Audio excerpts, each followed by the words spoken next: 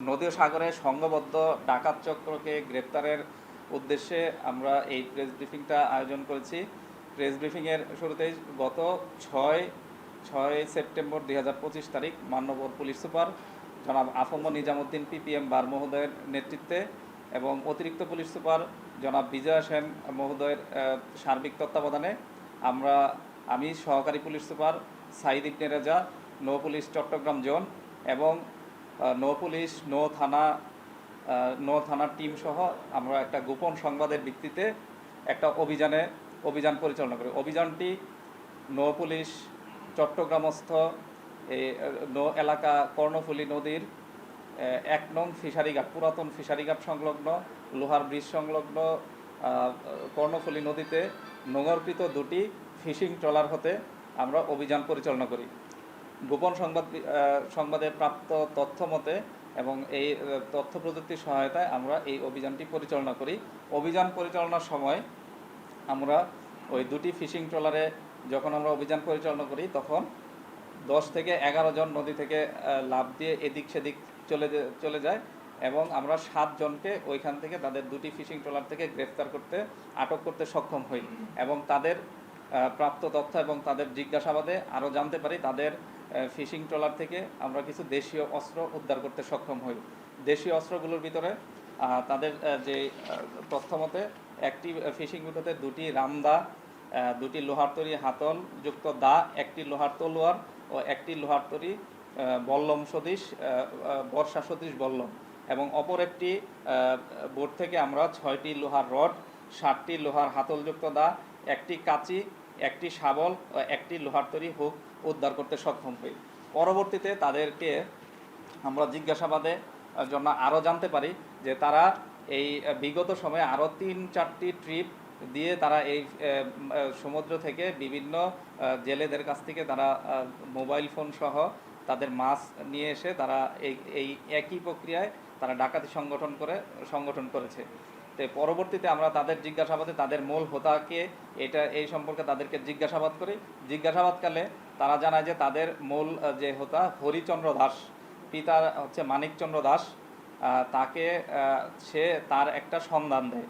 তিনি golden star হোটেলে, ওই আসামি গোল্ডেন স্টার হোটেলে অবস্থান করতেছে। গোল্ডেন স্টার হোটেলে আমরা বিভিন্ন তথ্য প্রযুক্তির সহায়তায় আমরা গোল্ডেন স্টার হোটেলে একটা টিম অভিযান পরিচালনা করি। আমি সহ ওই টিমে আরও সঙ্গীয় ফোর্স সহ আমরা অভিযান পরিচালনা করি।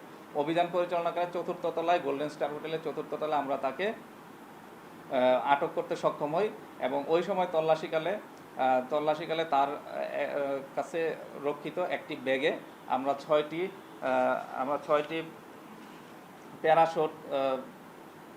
প্যারাশুট সদৃশ লঞ্চার এবং 10টি ফোন উদ্ধার করি। ফোনের ভিতরে 6টি অ্যান্ড্রয়েড এবং 4টি বাটন ফোন এবং একটি চাইনিজ কোরাল উদ্ধার করতে সক্ষম হই।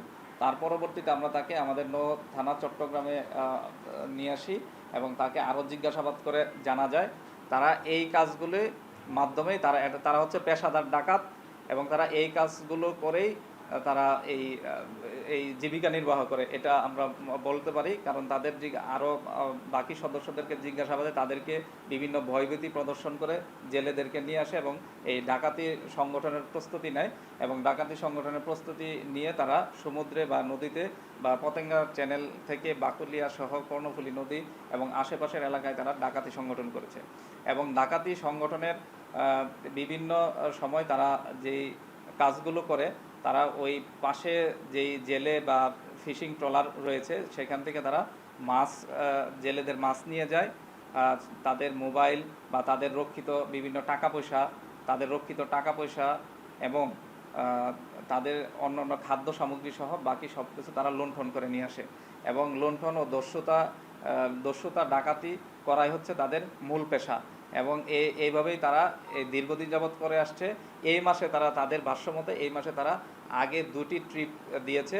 গত ট্রিপে তারা 28 তারিখ একটা এইভাবে জাল সহ তারা এই মাছ নিয়ে একটা ট্রিপ কমপ্লিট করেছে এবং গত 6 তারিখ তারা দ্বিতীয় ট্রিপে যাওয়ার জন্য লাস্ট ট্রিপে যাওয়ার জন্য তারা প্রস্তুতি নিচ্ছিল, এবং প্রস্তুতিকালে আমরা এই সংঘবদ্ধ চক্রের এই 7 জন সদস্য সহ মূল হোতা সহ মোট 8 জনকে আমরা আটক করতে সক্ষম হই, এবং আটক করে আমরা কোতোয়ালি থানায় মামলা দায়ের করি। ডাকাতির প্রস্তুতি গ্রহণকালে তারা পেনাল কোডের 399 এবং 402 দ্বারা একটা মামলা রুজু হয়।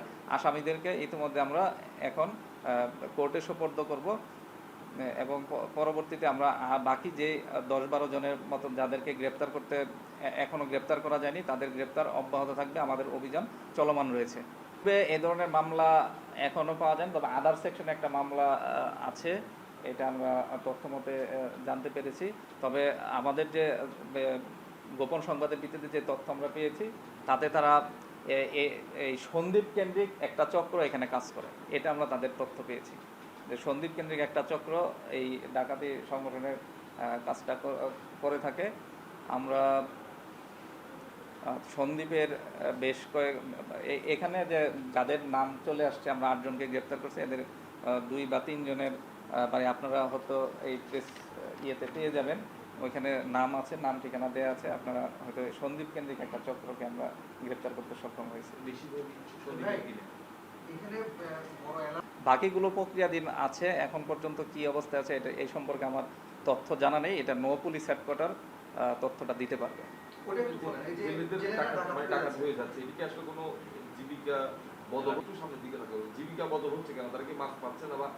হ্যাঁ, এইবার তথ্য মতে বিভিন্ন জায়গা থেকে সূত্র মতে যেটা এইবার সমুদ্রে ইলিশ বা অন্য মাছের পরিমাণ কমে আসতেছে, তারা জেলেরা মাছ কম পাচ্ছে, এটা বিভিন্ন জায়গায় আমাদের তথ্য মতে বা বিভিন্ন যারা মৎস্যজীবী সমিতির লোকজন, তারা বিভিন্ন বাজার বা ফিশারি ঘাট সংলগ্ন যারা আছেন, তাদের ভাষ্য মতে হচ্ছে যে এইবার ইলিশ ধরা পড়তেছে কম, যার এটাও একটা কারণ হইতে পারে। অথবা জীবিকার তাগিদে বা মানুষ তো আসলে সংঘবদ্ধ চক্র, যেটা সহজ, তারা এই পেশাটাকে বেছে নেবে। যদি আপনি ডাকাতি করতে যান, তাহলে হয়তো আপনি মাছ ধরলেন, সারাদিন মাছ ধরলেন যে পরিমাণ, বা সারা রাত 2 দিন 3 দিন 4 দিন যে মাছ পাইলেন, আর আপনি হয়তো জালে মাছ ধরা পড়লো কম, কিন্তু আপনি ওইখান থেকে যদি লুণ্ঠন করে নিয়ে আসতে পারেন, তাহলে আপনার যে পুরা এটা মানে টাকাটা তাদের উঠে আসলো। বা তারা একটা প্রস্তুতি নিয়ে যায়, যখন 4 দিন 5 দিন ধরেন নদীতে থাকে বা সমুদ্রে থাকে, তাহলে 5 দিনের তারা খাবার সহ যাবতীয় সরঞ্জাম, জেলেদের খরচ প্লাস হচ্ছে জাল, এবং ওইখানে 5 দিন থাকার জন্য রান্না বান্না সহ সকল কিছু অ্যারেঞ্জমেন্ট করে নিয়ে যায়। দেখা গেছে যে তারা ওইখান থেকে যে পরিমাণ মাছ পাওয়ার কথা, ওই পরিমাণ হয়তো পাচ্ছে না, এটা একটা কারণ হইতে পারে। কিন্তু অপরাধের তো আসলে কোনো স্পেসিফিক কোনো কারণ। লাভজনক পেশা হিসাবে ডাকাতিকে বেছে নিচ্ছে এরকম কিনা, মানে খুব সহজ এবং লাভ বেশি। এটা এখনো পর্যন্ত আমরা আরো ইনভেস্টিগেশন করলে হয়তো আমরা আরো কিছু ডাকাত চক্র যদি ধরতে পারি, তাহলে হয়তো আমরা বলতে পারবো। আমরা আরো তদন্ত করছি, আমরা তদন্ত করে আমরা এটা আপনাদেরকে জানাবো। আমরা আরো 8-10 জনের মতো যে 11 জন পালিয়ে গেছে, তাদেরকে আমরা জিজ্ঞাসাবাদ করি, বা তাদেরকে ধরার পরে জিজ্ঞাসাবাদ করলে হয়তো আমরা আরো ডিটেইলস বলতে পারবো।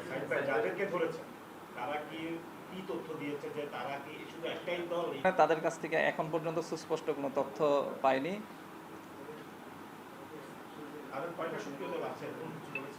এরকম কিছু তথ্য এখন পর্যন্ত পাইনি, তবে আমাদের চেষ্টা অব্যাহত আছে। আমাদের বিভিন্ন জায়গায় আমাদের সব সোর্স কাজ করতেছে।